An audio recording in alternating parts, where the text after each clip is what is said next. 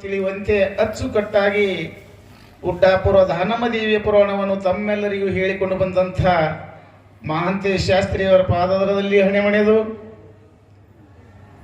ಪುರಾಣಕ್ಕೆ ತಕ್ಕಂತೆ ಅಚ್ಚುಕಟ್ಟಾಗಿ ಸಂಗೀತ ಸಾಥವನ್ನು ನೀಡಿಕೊಂಡು ಬಂದಂತಹ ಸಂಗೀತ ಒಳಗಕ್ಕೂ ಹೊಂದಿಸಿ ಎಲ್ಲದಕ್ಕಿಂತ ಹೆಚ್ಚಿನದಾಗಿ ಇವತ್ತಿನ ದಿವಸ ತಾವೆಲ್ಲರೂ ಈ ಪುರಾಣದ ಕಾರ್ಯಕ್ರಮಕ್ಕೆ ಬಂದು ಕಾರ್ಯಕ್ರಮಕ್ಕೆ ಶೋಭೆ ತಂದದಕ್ಕಾಗಿ ತಮ್ಮೆಲ್ಲರಿಗೂ ಪ್ರದಯವಲ್ಲಿ ವಂದನೆಗಳನ್ನು ಸಲ್ಲಿಸ್ತಾ ಇದ್ದೇನೆ. ಇದೀಗ ಶಾಸ್ತ್ರಿಯವರು ಹೇಳಿದರು, ಜೀವನದೊಳಗೆ ಯಾವುದೂ ಸ್ಥಿರ ಅಲ್ಲ.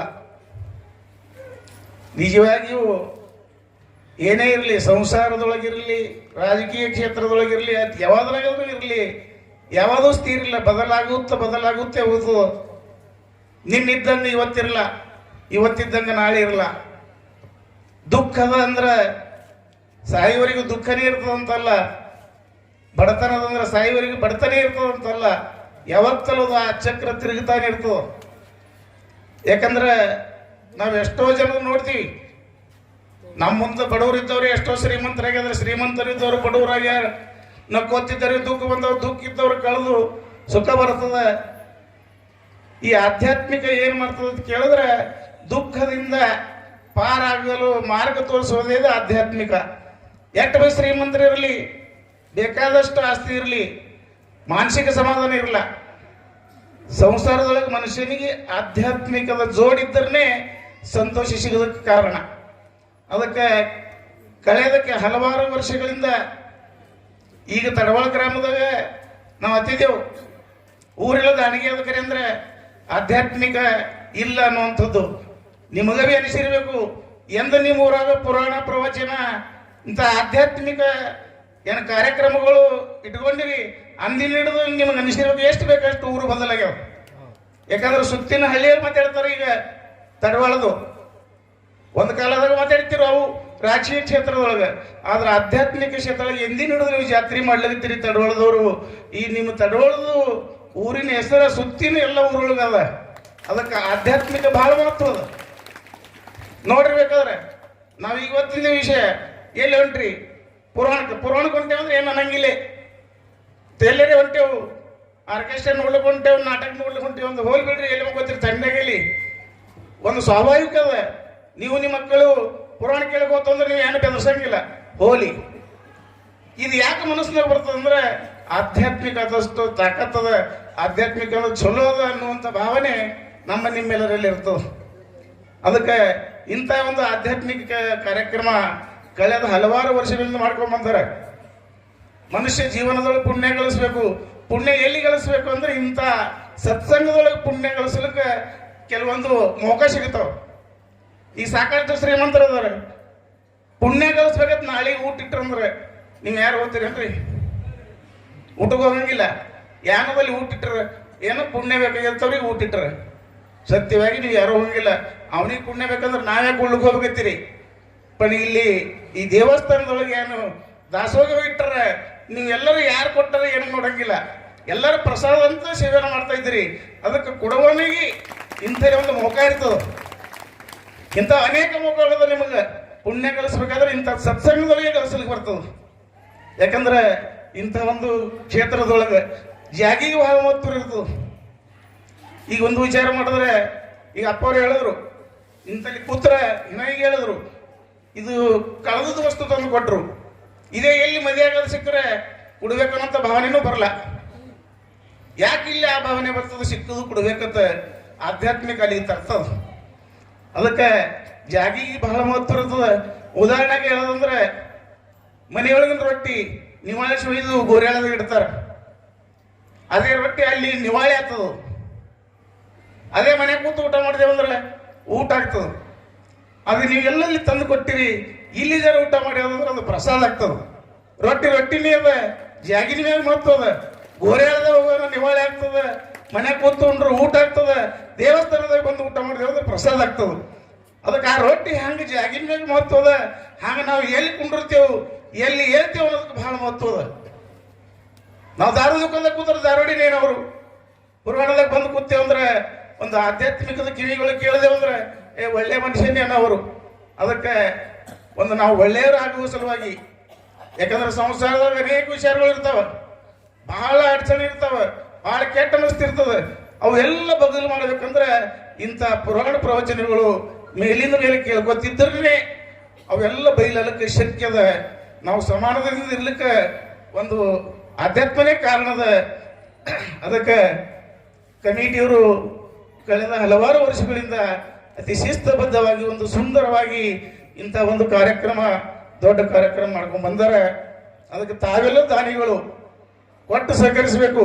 ಯಾಕಂದ್ರೆ ದೇವ್ರಿಗೆ ಕೊಡುವೊಳಗೆ ಒಂದು ನಿಸ್ವಾರ್ಥ ಭಾವನೆಯಿಂದ ಕೊಡಬೇಕು.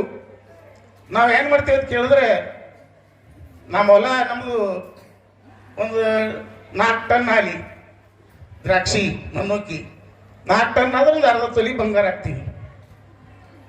ಅರ್ಧ ತೊಲಿ ಬಂಗಾರ ಈ ವರ್ಷ ಹಾಕಿ ನಾ ಹಾಕ್ತೀನಿ. ಈಗ ಮುಂದಿನ ಸಲ 4 ಟನ್ ಹಾಲಿ ಅನ್ನಂಗಿಲ್ಲ, ಮೊದಲು 4 ಟನ್ ನಮಗೆ ದೇವ್ರು ಕೊಡಬೇಕು. ಅಂದ್ರೆ ಮೊದಲೇ ದೇವ್ರು ಕೊಡ್ಬೇಕು, ಅಲ್ಲಿಂದ ನಾವು ಕೊಡೋರು. ಇಂಥ ಒಂದು ನಾವು ಭಕ್ತಿ ಮಾಡೋದು ಹೆಂಗ್ ಬೇಕಂದ್ರೆ ನಿಸ್ವಾರ್ಥದಿಂದ, ಏನೂ ಬೇಡ, ಒಂದು ಒಳ್ಳೆ ಕೆಲಸತೆ ಮಾಡೋದು ಅವ ಏನು ಕೊಡ್ತಾನ ಅನ್ನುವಂಗ ನಮ್ಮಲ್ಲಿ ಭಾವನೆ ಬೇಕು. ಯಾಕಂದ್ರೆ ನಾವು ಹೆಂಗ್ ಮಾಡ್ತೀವಿ ಅಂತ ಕೇಳಿದ್ರೆ, ಒಬ್ಬ ಉದಾಹರಣೆಗೆ ಹೇಳೋದಂದ್ರೆ, ಜಾತ್ರೆಯಾಗ ತಿರುಗಾಡ್ಕೋದು ಉಂಟನ ಹೇಳ್ದ, ಒಂದು 500 ರೂಪಾಯಿ ನೋಟ್ ಸಿಕ್ತು ಅಂದ್ರೆ ದೇವ್ರಿಗೆ 250 ರೂಪಾಯಿ ಕೊಡ್ದ ಅಂತ ಹೇಳ್ದ. ಅದು ಯಾವಾಗ ಹೋಗೋದ್ರಾಗ 200 ಸಿಕ್ತು. 200 ಸಿಕ್ಕರೆ ನಿಮ್ಮ ಕೊಡ್ಬೇಕಲ್ಲ 100. ಅವ ಅಂತ ದೇವ್ರ ತನ್ನ ಮುರ್ಕೊಂಡೆ ಕೊಟ್ಟನಂದ. ಇಂಥ ಭಕ್ತಿ ನಮ್ಮದು. ಅದಕ್ಕೆ ಅಂಥದ್ದಾಗಬಾರ್ದು. ಒಂದು ಕೊಡುವಂತ ಭಾವನೆ ನಮ್ಮಲ್ಲಿ ಹೆಂಗೆ ಬರ್ಬೇಕಂದ್ರೆ, ಒಂದು ಸತ್ಸಂಗಕ್ಕೆ ನಮ್ದು ಒಂದು ಸಹಾಯ ಇರಲಿ. ನೀವು ಎಷ್ಟು ಬೇಕು ಕೊಟ್ಟೋದು, ಯಾರು ಮನೆಗೆ ಒಯ್ಯಲ್ಲ ಕಮಿಟಿಯವರು, ಯಾವ ಗುಡಿ ಬೇಕಾದಷ್ಟು ಗುಡಿ ಒಳಗೆ ಸುಧಾರಣೆ ಮಾಡ್ತಾರೆ. ಮತ್ತೆ ಇದಕ್ಕಿಂತ ಹೆಚ್ಚಿನಾಗಿ ಧಾರ್ಮಿಕ ಕಾರ್ಯಕ್ರಮಗಳು ಇಟ್ಕೊಳ್ತಾರೆ. ಅದರಿಂದ ಊರಿಗೆ ಒಂದು ಸಂಸ್ಕಾರ ಬೆಳೆಯುವಂಥದ್ದು ಕಾರ್ಯಕ್ರಮ ಆಗ್ತದೆ. ತಾವೆಲ್ಲ ಕುಡ್ತಿರಿ ಹೇಳಿ ಇಂಥ ಕಾರ್ಯಕ್ರಮ ಮಾಡ್ತಾರೆ ಅವರು. ಅದಂತ ಸತ್ಸಂಗ ಕೊಡುವಂತ ಭಾವನೆ ತಮ್ಮೆಲ್ಲರಲ್ಲಿ ಬರಲಿ. ಆ ಭಗವಂತ ನಿಮ್ಮೆಲ್ಲರಿಗೆ ಐಶ್ವರ್ಯ ಕೊಡ್ಲಿ. ಇದಕ್ಕಿಂತ ಹೆಚ್ಚಿನದಾಗಿ ತಡವಳಗ ಗ್ರಾಮದೊಳಗೆ ಒಂದು ಸತ್ಸಂಗ ಕಾರ್ಯಕ್ರಮ ಇನ್ನು ಮುಂದಾದ್ರೆ ಇದಕ್ಕಿಂತ ಹೆಚ್ಚಿನ ಪ್ರಮಾಣದಲ್ಲಿ ನಡೆಯಲಿ ಎಂದು ಆ ಮಲ್ಲಿಕಾರ್ಜುನಲ್ಲಿ ಬೇಡ್ಕೊಳ್ತಾ ಇದ್ದೇನೆ. ಇನ್ನು ಮುಂದಿನ ತಿಂಗಳ, ಇದೀಗ ಶಾಸ್ತ್ರಿಯವರು ಹೇಳಿದಪ್ಲೆ ಅಂಕಲಿಗೆ ಒಳಗೆ ಮಾರ್ಚ್ 30ನೇ ತಾರೀಕಿಗೆ, ಮಾರ್ಚ್ 19 ತಾರೀಕಿಗೆ ಪುರಾಣ ಪ್ರಾರಂಭದ, 30ನೇ ತಾರೀಕಿಗೆ ಸಾಮುದಾಯಿಕ ಲಗ್ನವ. ಅವತ್ತು ಮುಂಜಾನೆ 5 ಜಗದ್ಗುರುಗಳವರ ಅಡ್ಡಪಲ್ಲಕ್ಕಿ ಮೆರವಣಿಗೆ ಏಕಕಾಲಕ್ಕೆ. 30ನೇ ತಾರೀಕಿಗೆ ಅಡ್ಡಪಲ್ಲಕ್ಕಿ ಮೆರವಣಿಗೆ ಆದ ನಂತರ ಸಾಮುದಾಯಿಕ ಅಕ್ಷತವ. ಮತ್ತು 31ನೇ ತಾರೀಕಿಗೆ 2 ಜಗದ್ಗುರುಗಳ ಸಾನ್ನಿಧ್ಯದೊಳಗೆ ಲಕ್ಷ ದೀಪೋತ್ಸವ ಕಾರ್ಯಕ್ರಮ. 31ನೇ ತಾರೀಕಿಗೆ ಲಕ್ಷ ದೀಪೋತ್ಸವ ಕಾರ್ಯಕ್ರಮ. ಮತ್ತು ಅವತ್ತೇ ಮುಂಜಾನೆ ಮುತ್ತೈದೆಯರು ಉಡಿ ತುಂಬುವ ಕಾರ್ಯಕ್ರಮ. ಅದಾದ ನಂತರ ಯಥಾ ಪ್ರಕಾರ ನಂದಿ ಬಸವೇಶ್ವರದು ಜಾತ್ರಾ ಮಹೋತ್ಸವ 1ನೇ ತಾರೀಕಿಗೆ ಗೀಬಿಟ್ಟವ, 2ನೇ ತಾರೀಕಿಗೆ ಅಗ್ಗಿ ಹೇಳೋದು ಕಾರ್ಯಕ್ರಮ. ಈ ಪ್ರಕಾರವಾಗಿ ನಂದಿ ಬಸವೇಶ್ವರ ಜಾತ್ರಾ ಮಹೋತ್ಸವ ಮಾರ್ಚ್ 19ರಿಂದ ಏಪ್ರಿಲ್ 2ರವರೆಗೆ ನಡೀತಾ ಇದೆ. ಇದೀಗ ಗುರುಗಳು ಹೇಳ್ದಂಗೆ ತಾವೆಲ್ಲರೂ ಬಂದು 5 ಜಗದ್ಗುರುಗಳವರ ಕೃಪಾಶೀರ್ವಾದಕ್ಕೆ ತಾವೆಲ್ಲರೂ ಪಾತ್ರ ಆಗಬೇಕೆಂದು ನಮ್ಮ ನಂದಿ ಬಸವೇಶ್ವರ ದೇವಸ್ಥಾನ ಪಂಚಾಯತ್ ತಮ್ಮಲ್ಲಿ ಕಳಕಳಿ ವಿನಂತಿ.